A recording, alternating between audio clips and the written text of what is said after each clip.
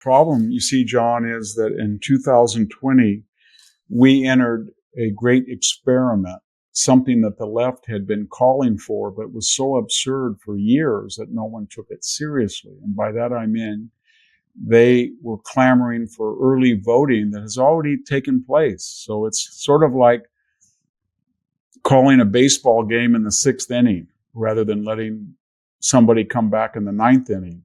So we have early voting in most states, and we have what we don't use the word absentee ballot, which in my day, if I was ill or I was out of town, I had to give an excuse. I wrote the registrar and I was mailed an absentee ballot. When I voted, I always had to show an ID. They crossed my name off. So under the guise of COVID in March, April, May of 2020, teams of Democratic lawyers went to Michigan, went to Pennsylvania, went to Georgia, etc. And they cherry-picked particular states. And they said, it's not fair to the dispossessed and the underclass to have to deal with COVID and show up at the polls. So we want to say that if you mail in a ballot, it doesn't have to be there on the night of the election, 10 days in some states. Or some people, they're confused. They don't speak English. They only have their first name. So if they don't have the complete name, that shouldn't count. Or they don't have the right address. And of course, the registrars can't be accurate every time. So if you get a ballot, they mail it to you and it doesn't match the ballot, maybe that's okay. And maybe if you apply for a driver's license, you apply for unemployment, you apply for disability, you apply for a building permit, whatever contact you have in a state agency, they will mail you a registration packet, and which will come to a ballot. So you can register in 6 different areas, slightly different names, same address.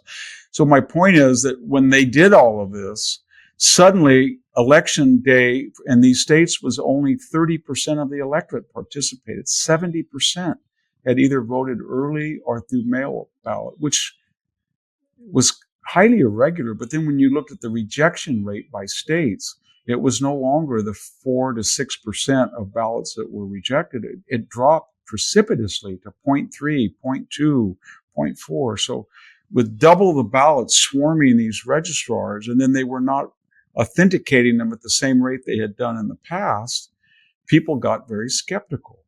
And then they had these new terms they sprung on the American people, ballot harvesting, which somebody knocks on your door and says, here's a registration packet. You can register the same day, fill it out, and here's your ballot. As soon as you do, I'll be right back with a ballot. Or ballot curing, where a candidate says, I'm behind by 2,000 votes. What are the votes? What are the ballots that are rejected? Oh, this person, I'll call him up and I'll bring him back to the polls and he'll change his ballot.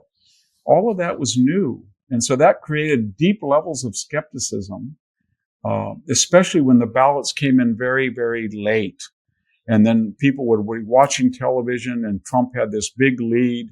And this was primarily a Democratic phenomenon. About 65 to 70% of the mail-in ballots were Democratic. So Georgia, Arizona, on those evenings, Trump was 80, 90,000 ballots ahead. And people went to bed and they woke up and he was behind. And they couldn't fathom it, and they got angry about it. And it wasn't explained, and conspiracies filled that void, about the voting machines were rigged. It was all done in March, April, and May with the changing. And those changes are still in effect. So not to be too windy, but to answer your question in particulars, I'm very worried about it because some states have required a license, very few, but the only thing that gives the Republicans and the conservatives some ray of hope is this time around, unlike 2020, they are mailing in ballots and they are telling voters, do what the Democrats do. Mail in the ballot now, early vote now.